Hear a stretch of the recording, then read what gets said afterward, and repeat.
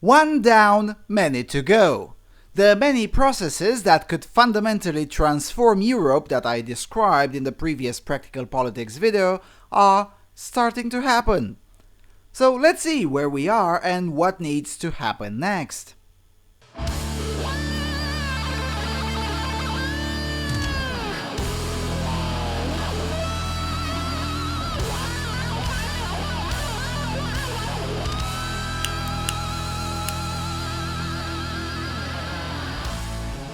Hello everyone and welcome to the Freedom Alternative. Alright, so the first big news is that Sarkozy is out from the Republican race. Now that is fabulous! The final round in the Republican primaries will take place at the end of this week on November 27th between Alain Juppé and François Fillon. Now, as I said in the previous video, non-leftists should shill for François Fillon, not because Fillon is great, but because Juppé is way to the left in terms of economics. And given the state of the French economy after the unmitigated disaster that is the current socialist administration, the last thing the country needs is someone with leftist economic views at the Élysée Palace. The good news is that Fillon was quite close to winning the nomination in one round, as he polled at 44% in the first round. Now, for those unaware, had he gotten 50% plus one, no second round would have happened. Now, I've seen some rather ridiculous headlines about Marine Le Pen and her chances of being the next president. The fact of the matter is that Le Pen has a rather narrow path to presidency. Now, I'm not saying it cannot happen, but I am saying it looks highly unlikely at this point. Once you cut through the hype of the far right and the scaremongering of the far left, the mood at this very moment is as follows. Fillon at 40% and Le Pen at 30%, and the rest of them below 20%. So, the presidential final will be between François Fillon and Marine Le Pen, with Fillon getting at the very least 61% of the vote in the second round. Now, with that in mind, nobody should be resting. Now, unlike Poland, the economy matters in France quite a lot right now. And Front National's economic plan is a disease. Their economic proposals sound like they've been written by Jeremy Corbyn, and that is one of the reasons why Front National is a problem. However, just because they have insane economic ideas, that doesn't mean their electorate is insane, nor does it mean Front National as a whole is wrong per se. And this is the trap in which the Republicans must avoid falling into at all costs.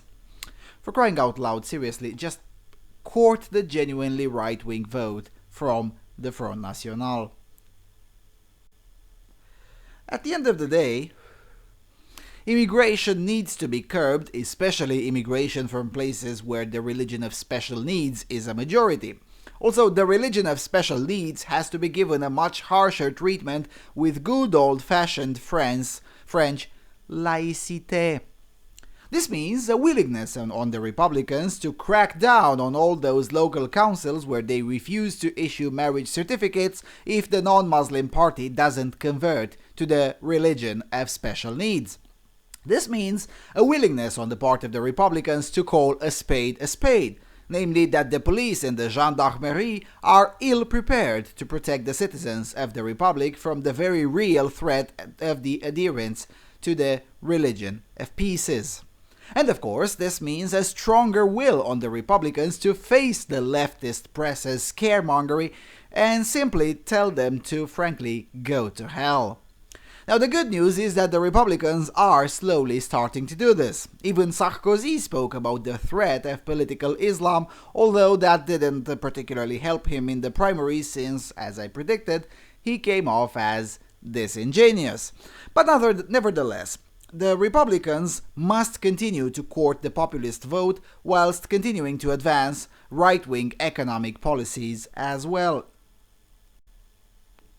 And with a society quite literally under siege, one can build a large enough tent with this that even some die-hard socialists would rather vote for such a coalition. If, however, the Republicans fail to do this, they will lose. One ought not regard Front National as a problem per se, because it isn't. Front National has been there for almost half a century. The rise of Front National, though, is a symptom of a very real problem, and the Republicans will have to tackle that. Because make no mistake, if the Republicans win simply because they're not Front National, which is a very likely scenario by the way, things are not going to get better, at least not significantly better.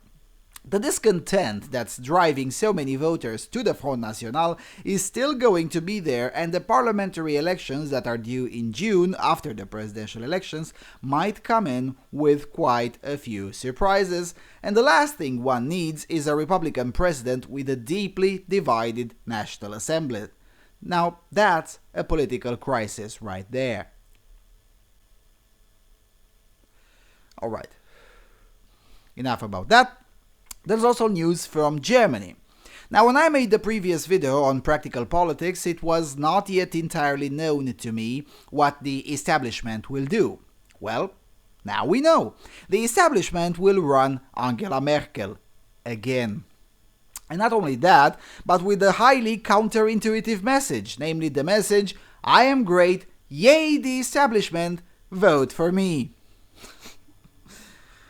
Breitbart reports Merkel says she will run as anti-populist pro-establishment candidate. It goes like this. German Chancellor Angela Merkel has confirmed her decision to run for a fourth term, vowing explicitly to take on the forces of anti-establishment populism currently sweeping the West.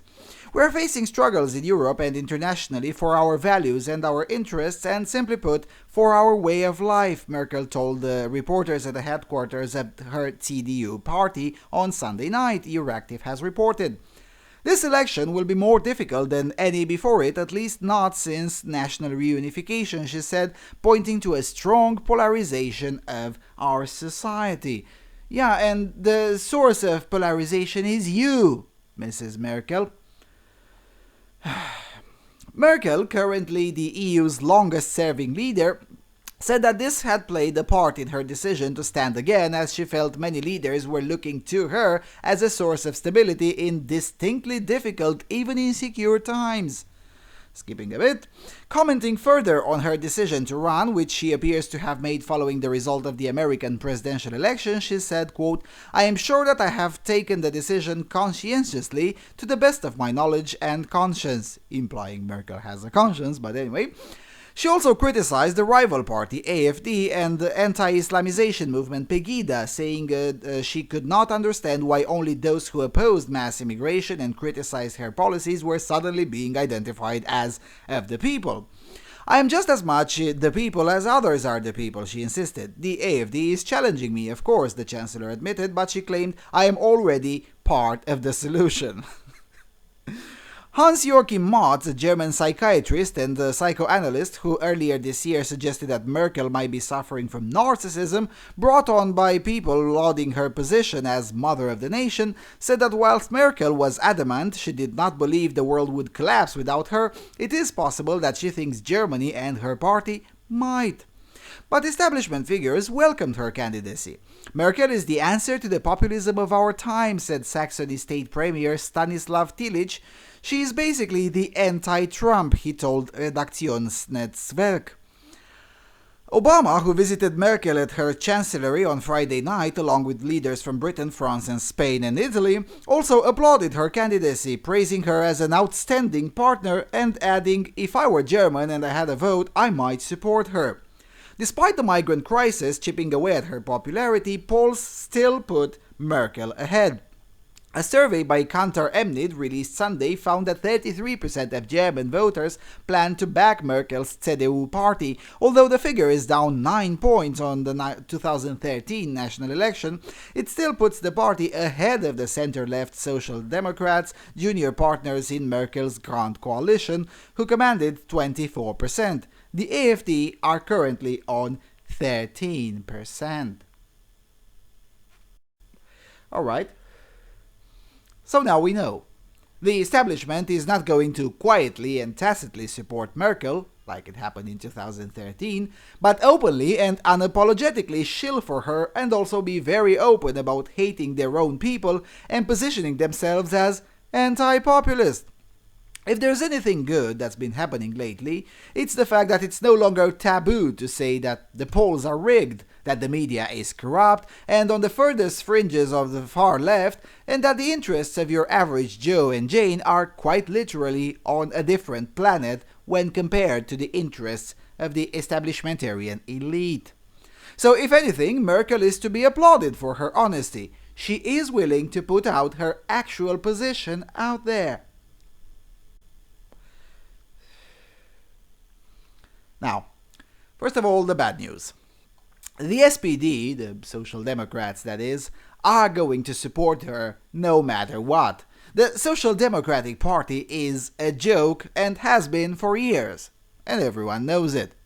The second bad news is that at least a third of the electorate is just bloody dumb, and another third is politically illiterate. So the populist and non-leftist forces can at best rely on a third of the electorate which is or can easily be awakened. Now I know that's harsh and grim, but then again, this is not the channel for fluffy things. However, there are also a few good news. For starters, the internal establishmentarian coalition is less coherent now than probably ever before. The CSU, which is CDU's sister party in Bavaria, is expressing more and louder dissent exactly on the issue we care about: immigration and the refugee policy. Also, the journalist coalition and the chattering class of the cathedral is more divided now than, again, probably ever before. One such example is yesterday's article on The Guardian written by Anna Lehmann, who is on the payroll of Die Tageszeitung, a far-left, Berlin-based newspaper that tends to support the establishment from the left. In 2013, they supported the SPD and the subsequent coalition and Merkel herself. Nowadays they seem to be busier voicing dissent, and that is good and can be exploited. Alright, now, on to the tactics.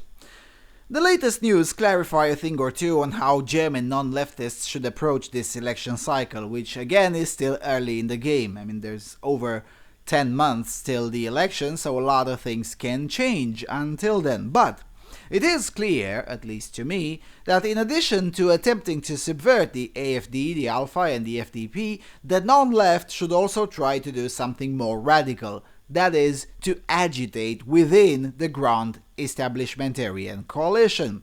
Now, this is not as hard as it may sound. For starters, the establishmentarian coalition in Germany is too diverse. It contains legit commies, eco-Marxist commies, social democrats, a few centrists, and quite a bunch of conservatives. At least officially, the establishmentarian German coalition does not include the Bolshevik Marxists, namely the Die Linke party, the heir of the ruling party in the former DDR. Such a high degree of diversity can be used to ferment conflict within the coalition, and that's exactly what non-leftists should strive to do. Now you should pit the commies against the Greens, the conservatives against the Bolsheviks, the social democrats against the centrists, and so on and so forth. Now one way to do this is to make, of course, viral memes calling out the conservative hypocrisy in supporting the eco-Marxist energy project that is now crippling the country and creating new homeless people who can't afford their energy bills. If you can make those memes with a wink to the social democrats by using appeal to emotion, that is even better. Now the best way is to start now and build it up till election time. Even better if you can build a German language website hosted somewhere else, preferably in the United States, that can act as the Breitbart for Germany, where news is being distributed that pits the establishment coalition factions against each other. This absolutely must be done. Now I do realize that what I'm saying here sounds cynical and just bloody feels wrong to most non-leftists, But then again, welcome to practical politics. This is what the left has been doing to us for decades, and if we don't start doing this to them, then we're never going to win. The goal of the German political project is to prevent Merkel from becoming chancellor for the fourth time. Now that would be, of course, the best case scenario. Not impossible, but very hard to achieve. A more realistic goal is to give Merkel a house as divided as possible, and this is something that can be achieved provided that the forces of the non-left start as soon as possible to shill both inside the establishment coalition by pitting various factions against each other, as I was saying, and outside the mainstream. Now, the best way to shill outside the mainstream in the context of Germany, where people's homes are being raided for un-PC speech, is to have a website hosted in the United States that you can promote then through anonymous flyers.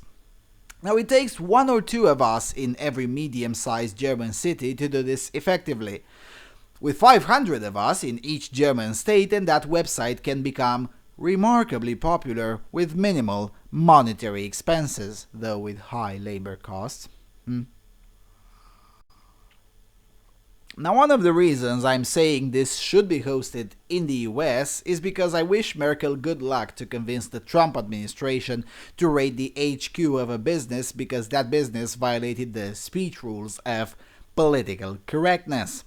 Even better, don't register at all as an organization. Just get a non-EU citizen to buy a domain, like, I don't know, deutschenews.com or something like that, and then buy the services of a US data center. Okay. One more thing. Use the image of Frauke Petri more often and co-opt the language of the left already. And we did it in economics and national sovereignty. Why not on social issues? Engage with any leftist saying bad things about her. Call that leftist a raging lunatic misogynist. Cynical, I know, but again, do you want to win or be an honorary loser? Again. In economics, we co-opted the leftist language in showing how free markets benefit the poor a lot more, and they do. In issues of national sovereignty, non-leftist forces successfully presented the argument to the voters 3 times now, Chile being the third in this period, which voted a revolutionary conservative leadership and rejected the poisoned fruits of Marxism. It's time to do that on social issues as well, and of course avoid needlessly punching to the right. That's why I identified 3 options for the German political project, the AfD, the FDP and Alpha, so every brand of the right wing can have his or her own cause to support, and instead of fighting each other over purity, each of them attacks the left from different angles. Alright, so that's it for the German project. Let's go to the Austrian project. Now, for the Austrian project, there is a bit over 1 week till the elections are due. There's a remarkable dearth of news outside the German language bubble about the elections in Austria, but nevertheless, it seems that the Trump pattern will occur. The metropolitan areas are for the eco-Marxist far-left candidate, and the rural areas and small cities are for the center-right normal human being candidate. With so little time remaining till election time, the only thing that can still realistically be accomplished right now is to get involved in on-the-ground shilling. Now, if I were Austrian, I would be printing black propaganda right now. Get an electoral poster of the left-wing candidate and put slogans like these. For instance, vote for me, pensions for refugees, poverty for your grandmother. Or something like this. It is too late in the election cycle to go all over again on policy, but it is never too late to play the Darth Vader game, as Bill Whittle likes to call. And this is particularly true in Austria, where the level of demonization applied to Hofer and the FPO is astounding, and the only way you can efficiently counteract this is to apply higher levels of demonization on your opponent. This worked with Trump, this worked with François Hollande back in 2012, this worked in 2014 presidential elections in Romania, this worked with Andrzej Duda, whose campaign successfully demonized the incumbent Branislav Komorowski and successfully countered the media's demonization of the right and the endless mainstream shilling for Komorowski and the CACT coalition. And I could go on like this forever. This thing simply works, and the left has been using it on us constantly. And only in the last 3 years or so we started using it here and there. Now, the non-leftists' biggest problem is that they're not using it often enough. So, bottom line, get out there, spread black propaganda, and make Austria great again. Alright, that would be enough for this video. A relatively quiet period is upcoming on this channel, but not for long. Anyway, I'll explain in an upcoming announcement video over the weekend. So, with all of that being said, thank you for watching, thank you for your continuous and generous support, and I'll see you around on Freedom Alternative.